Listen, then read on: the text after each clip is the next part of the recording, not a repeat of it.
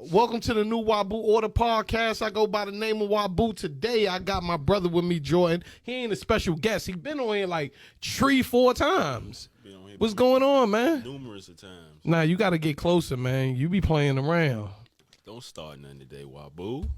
What's up, Wabu? What's up, man? He talking like he talking like Blair Underwood or something. Talking about what you get, man? What you got going on, man? What's going on, Jordan? Nah, he's a very good friend of mine. I know I joke with him and play with him a lot, but I definitely got a lot of love for this brother. I hate him too, though. Don't get it twisted, but I definitely got a lot of love for this brother. Jordan, man, what's going on? I see you got an event coming up. Let the people know what's going on. So on June 18th, we're going to have our second annual family reunion Juneteenth festival at Eureka Park in the middle of Northwest Roanoke. This will be our second year doing it. Same type of energy, same type of vibe. It'll be starting at 12 p.m. June 18th. At Eureka Park. We'll have vendors, food trucks. We'll have an entire, we have dancing teams, local poets, local singers, local hip hop artists. All the local talent from the city. All local talent. You know, bringing out the young people at their dance studio. Mish Moves will be there. Just a whole lot of local talent being displayed on that day. Okay. And so this is the second one. Right. First off, what made you start doing these Juneteenth festivals?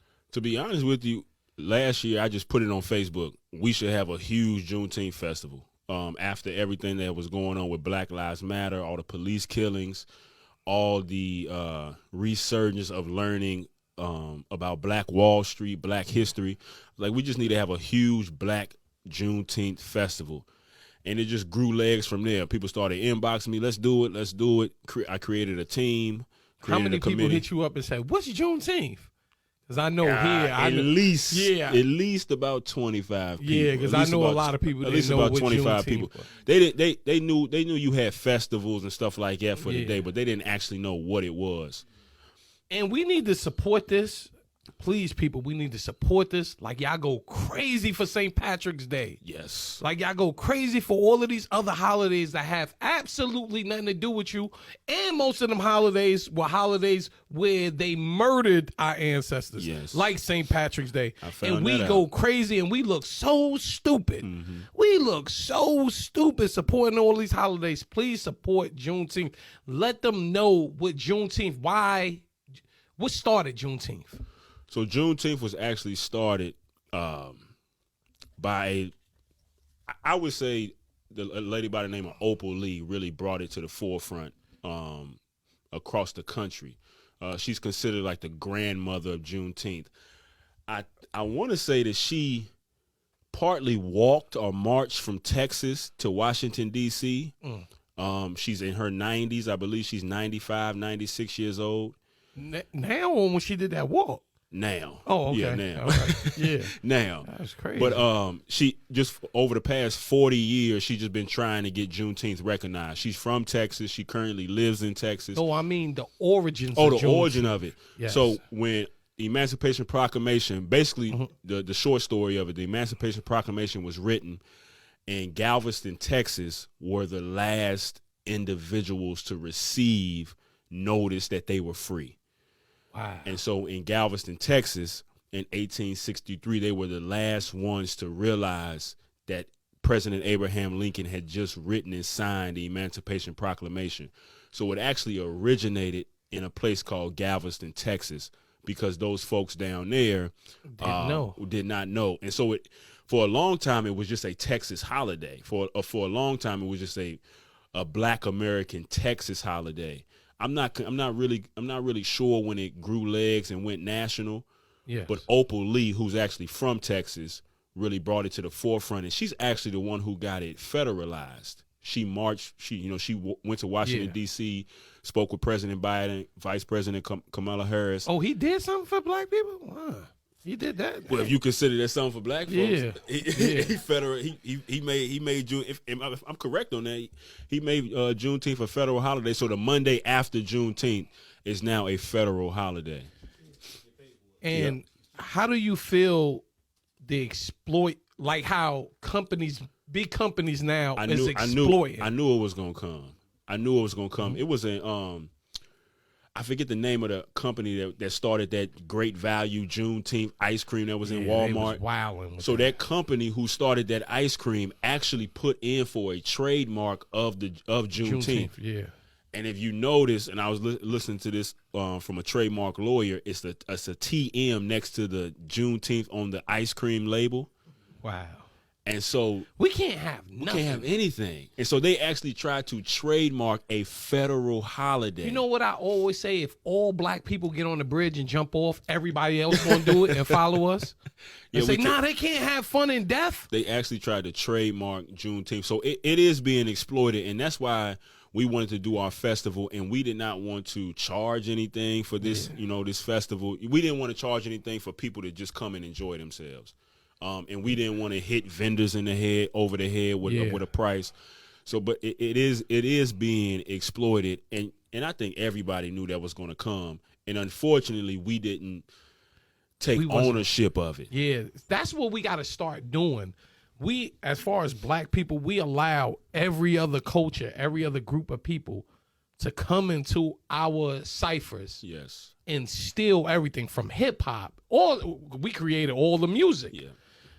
And everything has been stolen. Everything. They even steal like voodoo. Most of the voodoo practitioners are white now. Yeah. They steal. What can we have? We can't even have Juneteenth. I seen them. They just put raisins in the potato salad. They having a Juneteenth event. You seen it? Like, they are going crazy. I wouldn't be shocked. I wouldn't be shocked if like a white college or a white institution actually started to have Juneteenth festival. It would not shock me. They have the Hanson brothers up there, and they singing, just messing up all of the hymns. Come on, man. It wouldn't shock me, but I think in Roanoke, the festival that we have created and that we are going to continue to have is just it's a family reunion vibe, and I think that's what Juneteenth is about. Would y'all ever sell it? The idea?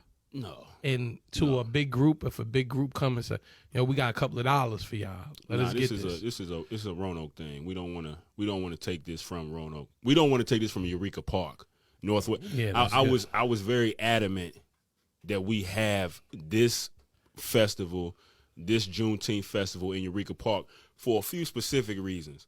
One, I wanted the people in that community to see that we can come to this park and have a great time without anything happening.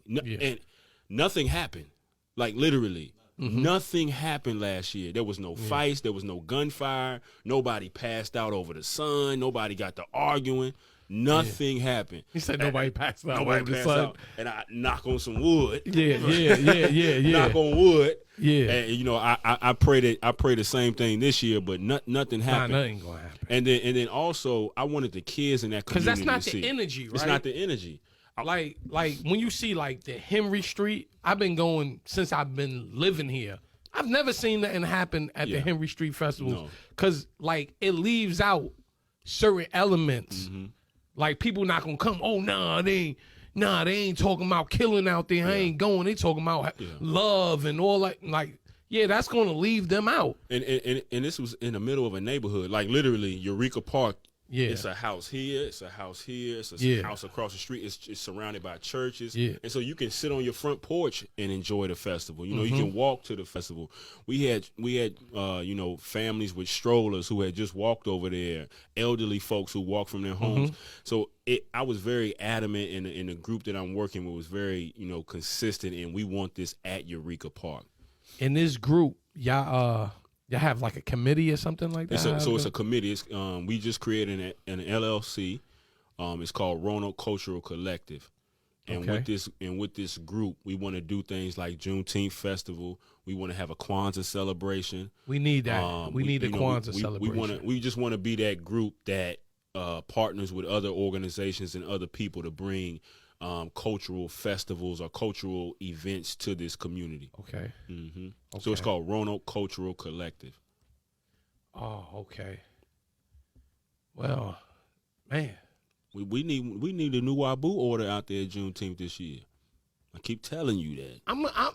I'm definitely gonna come, but No, we need a new Wabu Order table. no, I'm gonna come out there. Nah, I'm shaking hands and kissing babies when I come out there, but I might mess things up when I talk. So Listen. later on, maybe when it really gets big, because I would like to give like some type of history of Juneteenth. of Juneteenth or Booker T. Yeah. A lot of people don't know he's from this area. And he was born in this area. They'll be having a festival at the Booker T. Washington Monument in Franklin County this year too. Okay, June 18th. It's probably raisins in that joint. Like, nah. Like, nah. But I just want to, my thing is history. So I would love to give history on certain people that people don't know, or people, like, especially in our community, they demonized, like the Honorable Minister Louis Farrakhan, like Elijah Muhammad. Yes. People demonize these people and make up lies. But bring that out there.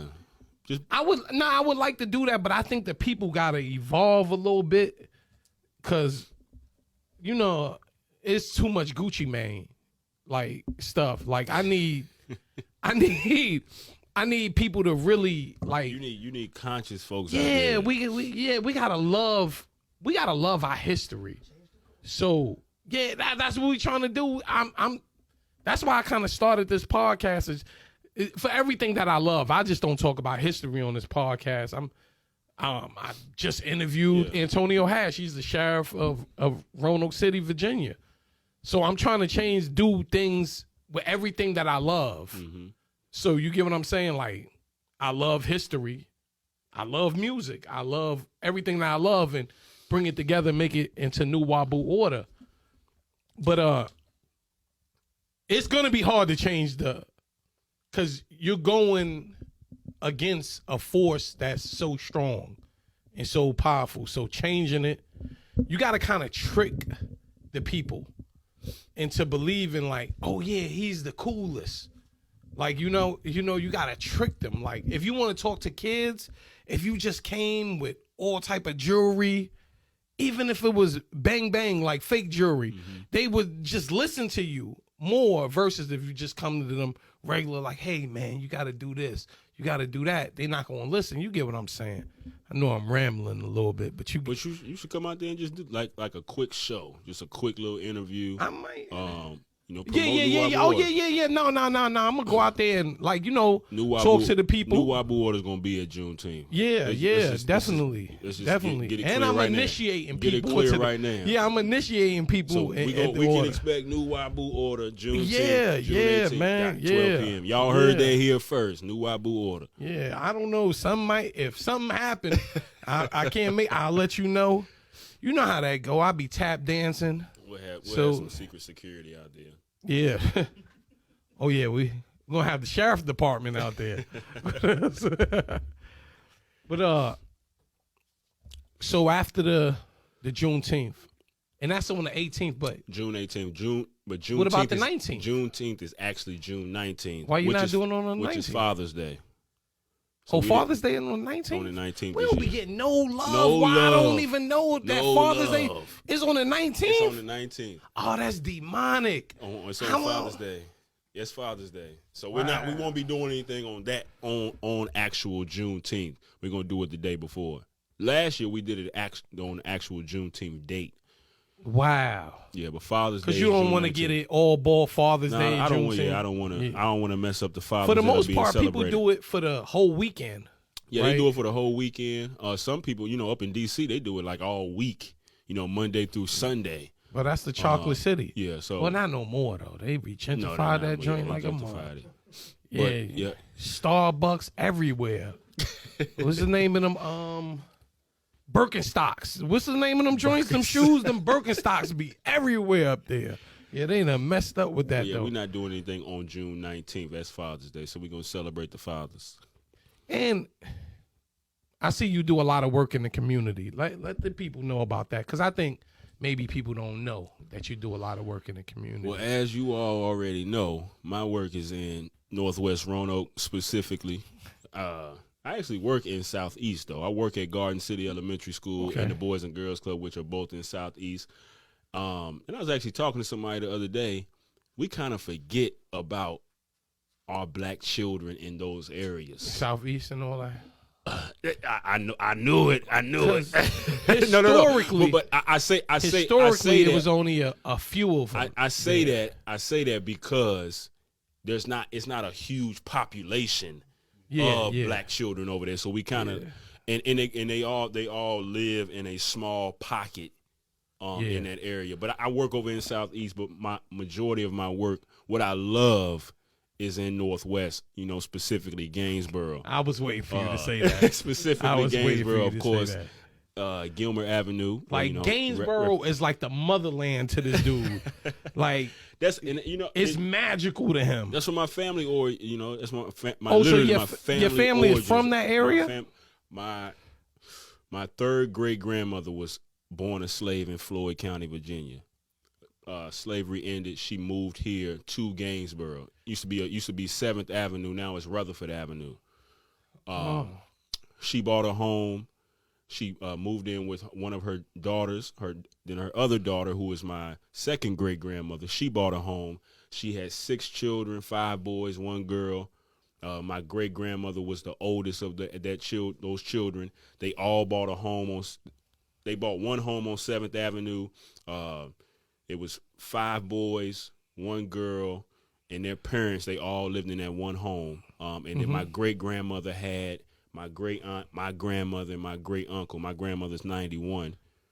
Is she still here? She's still here. And wow. her sister just recently passed That's away, a and she blessing. was 96. Yeah, that's a blessing. So my family origins are actually in Gainesboro. Oh wow! I thought you was just jacking Gainesboro for no reason. No, like my mother's side of the family's origins is from Floyd County, but they moved here to Roanoke in Gainesboro. Yep. And then of course their home was completely destroyed through urban renewal. And so those stories, Speak on that urban renewal. I heard some like demonic stuff about urban. Well, James Baldwin classified it as Negro removal.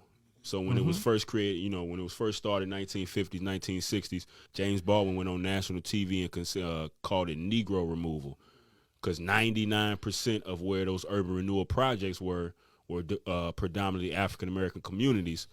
And, because of segregation, which is, to me, and a lot of elders who lived during that time, was actually a good thing. It's a whole different conversation. Yeah. But that's a beautiful thing. We had doctors and lawyers and teachers and janitors and railroad workers and hotel workers, and we had built our own school. We literally built our own schools and medical clinics and hospitals, hotels, movie theater, all of that. And so when places like things like the interstate was built throughout the country, things like and they'll put it straight through the black community. Straight through the black community. I met somebody in Richmond a couple of weeks ago. He came here to Roanoke to do a historical project, and he said in Richmond, everywhere you go, they call it hidden in plain sight. A hidden in plain sight historical marker of a black community is either a parking lot or a piece of grass. Everywhere you go. And it's the same thing here in Roanoke. The Berglund Center parking lot used to be a black neighborhood. The post office, the main post office, that's where my great grandmother was actually born, in that area. The interstate, my grandmother was baptized in that creek right there. It's a creek right there. It's a creek right there behind the Berglund Center. That old cemetery, Old Lick Cemetery, where those grave tombstones were pulled up. It's like 20 tombstones over there now. 933 bodies were taken up to build the interstate. So those kind of things is what urban renewal actually did. It didn't renew anything. Yeah. Because that community is it's no jobs, it's no economic growth, it's no grocery store, it's no medical clinics. It's nothing in that area, and it's 5 minutes to downtown. It's literally the closest neighborhood to downtown. I can walk to the Noel C. Taylor building where City Council has their meeting every third Monday. From my house, I'll be there in 5 minutes, and that community is the most ignored community in the city of Roanoke. Wow, I didn't know it had that much history. Yeah, man. The Claytor family. Yeah. Dr. John B. Claytor Sr., and I know we didn't come on here for this, but you Nah, talk your mind. But Dr. John B. Claytor Sr. and Mrs. Roberta Wolfen Claytor had 8 children, 4 boys and 4 girls. One of their sons was a Tuskegee Airman. A lot of people don't know Roanoke had 4 Tuskegee Airmen, and all of them were Lucy Addison High School graduates. Wow. So, see, we don't hear and about... that's crazy. My uncle was a Tuskegee Airman, Buddy Lee.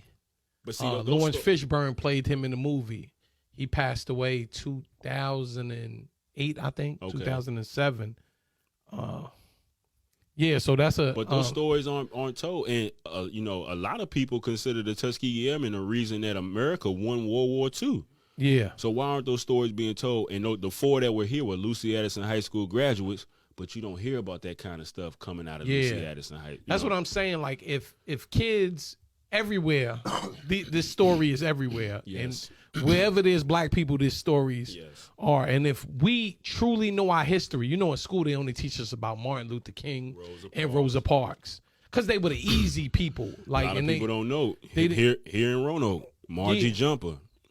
That's what I'm saying. Like, if the kids knew our history, even going way back to biblical times, even before that, if every person knew their history, every black person knew their history, we would look at each other differently because we would see the value in each other. We would. Even with, not to go off topic, like with the shooting with Dylan Roof, right? Mm-hmm. In that church. Most of the people, if not, probably no one in that church knew who that church was founded by. They might have knew the name, but they didn't know what he's done. Yeah. Then Mark Vesey, right? Yeah. So we knew that Dylan Roof, he had some type of knowledge. Oh, I think he knew on that. And that was when he did that was on the anniversary of when they hung. I think he knew exactly what he was doing. When they hung them 900 black people. Yeah, I think he knew exactly what he was doing. But like, that's why they allowed him to come in. Mm-hmm. And I was just speaking with my wife on this, like, and this is no offense to nobody, but coming up, everyone knows I'm not a Christian, but I respect all people, right? Coming up, I used to go to church with my grandmother. She's actually my mother's husband's mother. Mm-hmm. She's like the person, damn, it's kind of shaking me up a little bit, but I never met a person as pure as her. Okay. You get what I'm saying? Like, never.